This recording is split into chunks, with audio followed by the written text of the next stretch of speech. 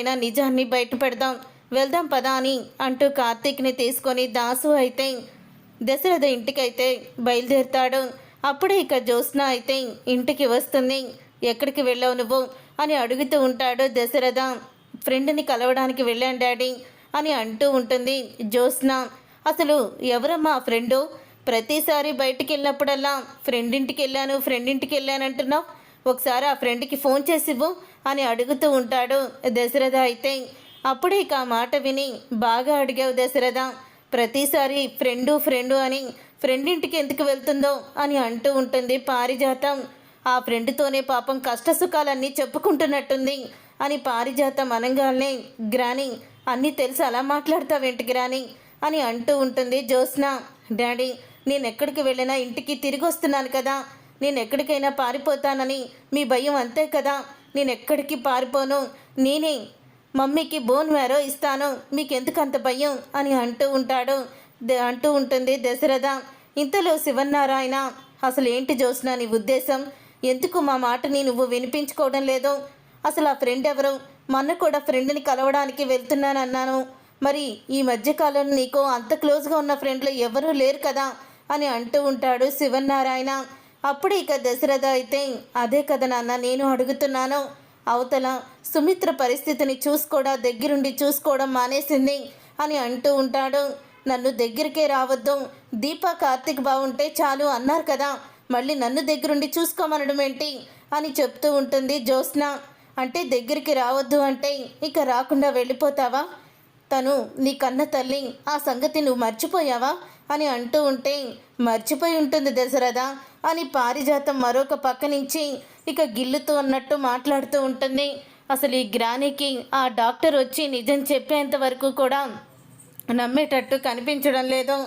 ఆ డాక్టర్ ఏమో అసలు నాకే రివర్స్గా మాట్లాడుతుంది, ఏం చెయ్యాలో అర్థం కావడం లేదు అని అనుకుంటూ ఉంటుంది జ్యోత్స్న. తర్వాత ఇక దాసు కార్తీక్ అయితే ఇంటికి వస్తారు. ఇంటికి వచ్చిన దాసుని చూసి జ్యోత్స్నకి చెమటలు పట్టేస్తూ ఉంటాయి. అప్పుడు ఇక సుమిత్ర బయటికి వస్తుంది. పారిజాతం దాసుని చూసి, రే దాసు ఏమైపోయావురా అని అడుగుతూ ఉంటే, నేను ఏమైపోయాను నీకు తెలీదా అమ్మా అని అడుగుతూ ఉంటాడు దాసు. తెలియకే కదరా ఇంత కంగారు పడుతున్నాను అని అంటూ ఉంటుంది పారిజాతం.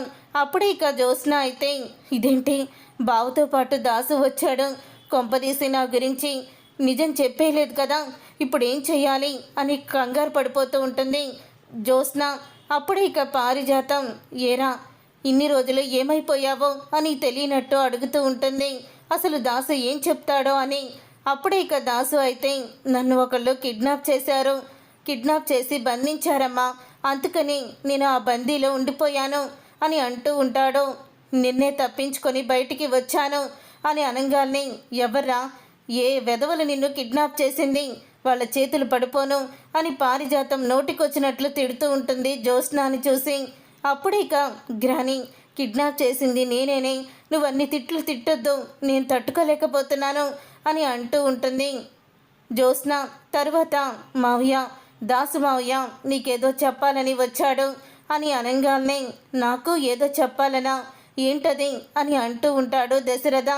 అదే అన్నయ్య, నువ్వు నన్ను చాలాసార్లు ప్రశ్నించావు, ఆ ప్రశ్నకి జవాబు చెప్పడానికే వచ్చాను అని అంటూ ఉంటాడు దాసు అయితే.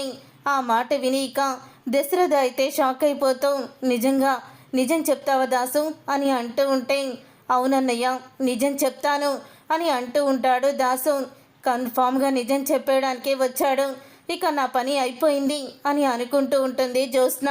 ఇంతలో సుమిత్ర కళ్ళు తిరిగి పడిపోతుంది. సుమిత్ర కళ్ళు తిరిగి పడిపోవడంతో అప్పుడు ఇక అందరూ కూడా కంగారు పడిపోతారు. ఇక వెంటనే డాక్టర్ని అయితే పిలిపిస్తారు. ఇక డాక్టర్ అయితే వస్తుంది. ఇంతలో దీప కూడా ఇంటికి వస్తుంది. ఏమైంది అమ్మకి, మళ్ళీ ఏం జరిగింది అని అడుగుతూ ఉంటుంది దశరథని.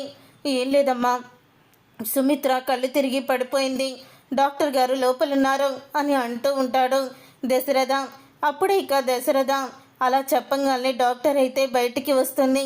ఇప్పటికే చాలా ఆలస్యం అయిపోయింది దశరథ గారు, తనని హాస్పిటల్లో అడ్మిట్ చేయండి, బోన్ మ్యారో ట్రీట్మెంట్కి ఆపరేషన్ నేను చేస్తాను అని అంటూ ఉంటుంది డాక్టర్ అయితే. అప్పుడు ఇక ఒక్కసారి అందరూ కూడా సరే డాక్టర్ అని చెప్తారు. ఇంతలో ఇక డాక్టర్ అయితే ఇలా అంటూ ఉంటుంది, మీ అందరికీ కూడా ఒక విషయం చెప్పాలి. ఈ విషయం ఎంతమందికి తెలుసో ఎంతమందికి తెలీదో నాకు తెలియదు, కానీ మీకు మాత్రం కొంతమందికి నిజం తెలీదు అని అంటూ ఉంటుంది. డాక్టర్ అయితే మావయ్య డాక్టర్ నిజం చెప్పేస్తున్నట్టుంది మావయ్య అని అంటూ కార్తీక్ ముందుకు వెళ్ళబోతుండగా నువ్వు ఆగు చెప్పనివ్వు అని అంటూ ఉంటాడు దాసు. అప్పుడే దశరథ్ గారు రిపోర్ట్స్ సుమిత్ర గారికి మ్యాచ్ అయ్యాయి జ్యోత్స్నావి అని చెప్పాను కదా, తను ఈ మ్యాచ్ అవ్వలేదు అని అంటూ ఉంటుంది. డాక్టర్ ఆ మాట విని షాక్ అయిపోతూ ఇక దశరథ అయితే అదేంటి డాక్టర్, హాస్పిటల్కి వచ్చి కూడా మిమ్మల్ని వివరంగా అడిగాను కదా, అప్పుడు మీ కూతురే మీ కన్న బిడ్డే మీ ఆవిడ్ని కాపాడుతుంది, మీరు ఆ కూతుర్ని కన్నందుకు అదృష్టవంతులని అంత పొగిడారు కదా, అంత నమ్మకంగా మాట్లాడారు, మళ్ళీ ఇలా అంటున్నారేంటి అని అనగానే అంటే డాక్టర్ ఎందుకు అబద్ధం చెప్పింది అంటే జ్యోత్స్న నా మనవరాలేనా అని పారిజాతం జ్యోత్స్న కూడా అనుకుంటూ ఉంటారు. ఇప్పటికీ ఆ విషయమే చెప్తున్నాను దశరథ గారు, మీ కూతురి సుమిత్ర గారి ప్రాణాల్ని కాపాడుతుంది, ఎందుకంటే మీ కూతురు జ్యోత్స్న కాదు దీప శాంపిల్స్కో సుమిత్ర గారికి మ్యాచ్ అయ్యాయి, అలాగే డిఎన్ఏ టెస్ట్లో దీపే మీ కన్న కూతురని నిజం తెలిసింది అని అంటూ ఉంటుంది. డాక్టర్ అయితే అది విని ఒక్కసారే షాక్ అయిపోతూ ఉండగా అప్పుడే దాసు అయితే అవునన్నయ్య డాక్టర్ చెప్పింది నిజమే, జ్యోత్స్న నా కూతురు, దీప మీ కన్న కూతురు, దీప తన తల్లిని కాపాడుకోవడం కోసం కడుపులో ఉన్న బిడ్డని చంపుకుంటుంది అని నిజాన్ని బయట పెడతాడు దాసు. అప్పుడే ఇదంతా ఎలా జరిగింది, నేను ఇంటి బిడ్డని కాదా అని యాక్షన్ మొదలు పెడుతుంది జ్యోత్స్న. అప్పుడు ఇక పారిజాతం ఏంటిదంతా అని శివనారాయణ అడుగుతూ ఉంటే నన్ను క్షమించండి, ఆ రోజు పిల్లల్ని మార్చేసింది నేనే అని అంటూ ఉంటుంది పారిజాతం. ఎంత పని చేసావు గ్రాని, ఎందుకు ఇలా చేశావో, నువ్వు ఎంత తప్పు చేశావో తెలుసా, ఈ కుటుంబానికి ద్రోహం చేస్తావా అని ఇక పారిజాతానికి రివర్స్ అయ్యి షాక్ ఇస్తుంది జ్యోత్స్న. చూసారుగా ఫ్రెండ్స్, రాబోయే కథలో ఖచ్చితంగా ఇలాగే జరగబోతుంది. మరి ఇలాగే జరగాలని మీరైతే కోరుకుంటున్నారా? అయితే వీడియోని తప్పకుండా లైక్ చేసి ఛానల్ని సబ్స్క్రైబ్ చేసుకొని పక్కనే ఉన్న గంట సింబల్పై ఆలని క్లిక్ చేయండి. అప్పుడే మేము పెట్టే ప్రతి వీడియో మీరు మిస్ కాకుండా చూసేవచ్చు.